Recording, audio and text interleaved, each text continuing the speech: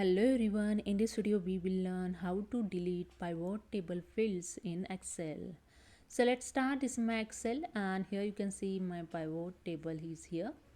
Here is the data and here I create the pivot table.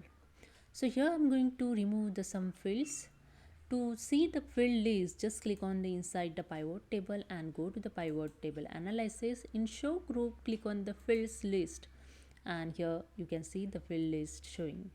Okay, normally if when you want to remove the any fields, you just untick this option. Suppose I want to remove the sum of quantity, I just untick this box and here you see the quantity is removed. Again I tick and here add it. And the second way, in sum of quantity, just click on this drop down arrow and click on the remove fields.